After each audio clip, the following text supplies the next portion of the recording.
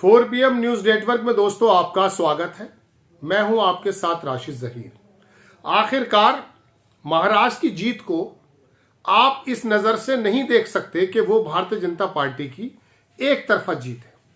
राहुल गांधी ने जिस तरह से लोकसभा में महाराष्ट्र के चुनाव के रिजल्ट को लेकर के सरकार, मोदी जी, बीजेपी और चुनाव आयोग को घेरा है, वो देखते बनता है। आप अगर ये समझते हैं कि बात गई रात गई बात गई, ऐसा नहीं है।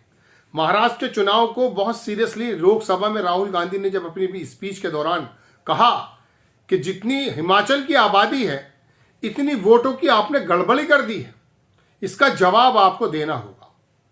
देखिए कौन सा जवाब किस प्रकार से लेंगे इस पे भी हम चर्चा करेंगे, लेकिन सबसे पहले यह समझ लीजिए कि 150-52 सीटों में 130-32 सीटें भारतीय जनता पार्टी जीत गई। ऐसा स्ट्राइक रेट तो 2014 में भी नहीं था, ऐसा स्ट्राइक रेट तो 2019 में भी नहीं था, और ऐसा स्ट्राइक रेट तो जनाबे वाला इंदिरा जी के समय में भी नहीं था, राजीव जी के समय भी नहीं था। और जबकि महाराष्ट्र की स्थिति पूरा देश जानता है कि शरद पवार और अजीत पवार दोनों में से ज्यादा एक्सेप्टेबल नेता कौन है। आप बेधड़क होकर बता देंगे कि शरद पवार के साथ जिस प्रकार की धोखेबाजी की गई है, जन समूह सहानुभूति उनके साथ थी, लेकिन हैरत की बात नहीं लगती आपको कि अजीत पवार की इतनी सीटें आ गई हैं? बताइए आप। अब आप चलें शिंदे साहब। शिंदे की बात यह है कि शिंदे ने थोड़ा सा काम किया था, लोगों को पैसे पहुंचाए थे, हो सकता है उसको थोड़ा सा ज्यादा वोट मिला हो, लेकिन उद्धव ठाकरे की शक्ल तो देखिए आप, उसके चेहरे पे क्या वाकई आपको लग नहीं रहा था कि इसने अपना सब कुछ लुटा दिया? मराठी क्या भूल जाता? ऐसा संभव नहीं है। हमारे तमाम आंकड़े जो भी हमने आपके सामने पेश किए, बिल्कुल पशे पुष्ट उल्टे आंकड़े आए, अकल गवारा नहीं कर रही है। मराठी लोग, शरद पवार के लोग और तमाम कांग्रेस का जितना सब कुछ ध्वस्त हो गया। तो आप ये मत समझिए ये नक्शेबाजी नहीं चलेगी कि आरएसएस के लोगों ने काम किया है। आरएसएस के लोगों ने तो कर्नाटक में भी काम किया था, आरएसएस के लोगों ने तो उत्तर प्रदेश में भी काम किया था, सीटें घट गई थी जनाब, लोकसभा में भी काम किया था, आप फुल बहुमत भी नहीं पा पाए। तो राहुल गांधी की लोकसभा के अंदर ये स्पीच मुझे मिलती तो मैं लगाकर दिखाऊंगा आपको दोस्तों। इसके अंदर महाराष्ट्र के चुनाव के आप बारे में आप ये ना सोचें कि साहब रात गई तो बात गई। राहुल गांधी चाहे यात्रा निकालने की बात की गई हो उसके माध्यम से आगे चलें, या कोर्ट जो सुनने को तैयार नहीं है इस भारी गड़बड़ियों को, चुनाव आयोग और भारतीय जनता पार्टी के बीच की साठगांठ को जो आरोप लगते हैं उसको जो सुनने को तैयार नहीं, सुनना ही पड़ेगा। क्योंकि विपक्ष का सबसे बड़ा नेता, बड़ा मजबूत विपक्ष, प्लानिंग के साथ, चूंकि अभी दिल्ली इलेक्शन आ गए, अभी पीछे हरियाणा चले गए हैं और उसके बाद अब ये बिहार वाले इलेक्शन है, इसके बीच में जो भी वक्त मिलता है राहुल गांधी या तो वो यात्रा निकालेंगे जिसके बारे में पहले बात हो चुकी है, और लोकसभा के अंदर ये बात बता करके, घेर करके, चुनाव आयोग को भी कटहरे में खड़ा करके उसको थोड़ी सी उसकी हकीकत याद दिलाने की जो कोशिश की है। और ये समझ लीजिए दोस्तों कि ये काम होते रहेंगे। ऐसा नहीं है कि महाराष्ट्र का चुनाव चला गया तो बात खत्म हो गई। राजीव कुमार का चुनाव आयोग किस तरह से कटहरे में खड़ा है राहुल गांधी ने कल दिखा दिया। अब बात यह है कि ये अगर बेईमानी हुई है तो फिर आगे क्या? मैंने आपको बताया कि विपक्ष का सबसे बड़ा नेता अगर इस बात को उठाने की पूरी तैयारी में है तो जाहिर है इस बात को यकीन मानिएगा कि कांग्रेस इसको जमीन पर लेकर आएगी, और उसके बाद मोदी जी की सत्ता और चुनाव आयोग की प्रतिष्ठा किस तरह से जमीन पर मिलने वाली है। लोग ये सोच लेते हैं कि चलिए बात खत्म हो गई, वहां बन गए जो भी कुछ बनना था, लेकिन ये चोरी चकारियां अगर हुई हैं तो ये सामने आएगी। लेकिन एक फायदा तो हुआ है कि इस तरह की आवाज उठा करके कांग्रेस ने, केजरीवाल ने दिल्ली में चुनाव आयोग को थोड़ा सा कंट्रोल में रहने की कोशिश जरूर उसको करनी पड़ेगी, क्योंकि ये चोरियां बार बार नहीं चलेंगी।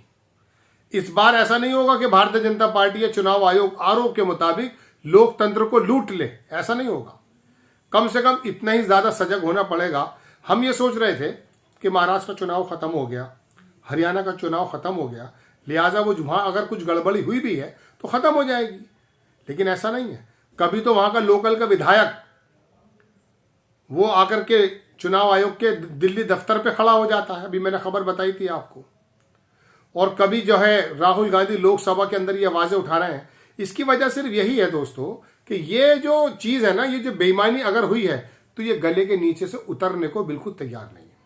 मोदी जी भले ही जाहिर करते हो कि मुझे कोई असहजता नहीं है, लेकिन दिल्ली चुनाव से भी असहज है वो।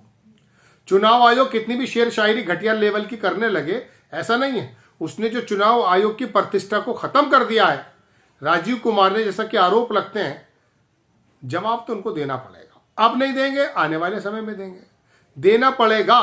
वजह उसकी यह है कि राहुल गांधी पिछले दिनों, आपको याद होगा, जब ईडी के जो अधिकारी बड़े सरकश हो रहे थे, उस वक्त उन्होंने कहा था कि सरकारें आएंगी और आपका भी हिसाब किया जाएगा। ऐसा नहीं है कि आप रिटायरमेंट लेके किसी शहर के बाहर के इलाके में जाकर वहां पर बंगला बना के रहने लगेंगे, जेल वहां भी जाना पड़ेगा आपको।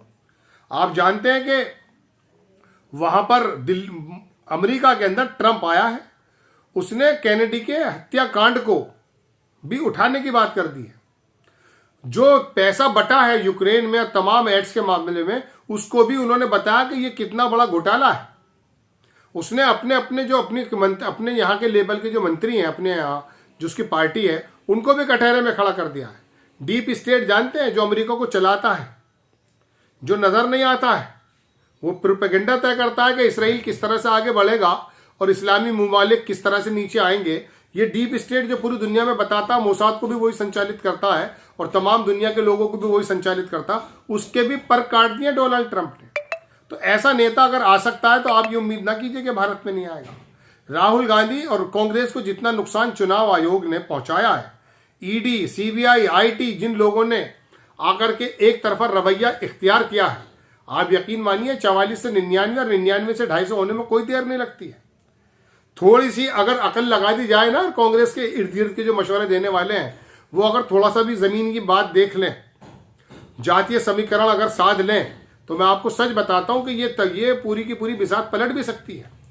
बहरहाल बड़ी खबर तो यही है कि राहुल गांधी ने जिस प्रकार से लोकसभा में मोदी और चुनाव आयोग को घेरा है, उसका मतलब यह है कि ये वाला जिन अभी बोतल में नहीं गया, ये बाहर निकला हुआ है। जैसे ही कोई भी मामला बनता, समय मिल पाता, या तो रोड पर निकलेगी कोई यात्रा, जो वोट के बाद मैं बता रहा था ईवीएम यात्रा निकालने की बात है, या फिर कोर्ट के माध्यम से कोई ऐसे जजेस आने वाले हैं जो वाकई कंप्रोमाइज ना होकर के काम करके दिखाएंगे।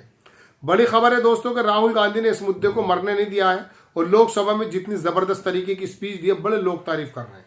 सीखना चाहिए, सुनना भी चाहिए।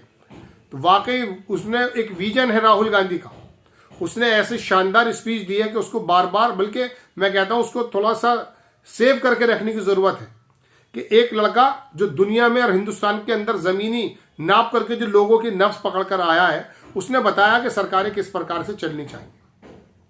आपको खबर कैसी लगी अपनी राय कमेंट्स बॉक्स में जरूर दीजिए। चैनल को सब्सक्राइब कीजिए, शेयर कीजिए। नेक्स्ट टाइम मैं किसी खबर के साथ हाजिर होता हूं। जय हिंद।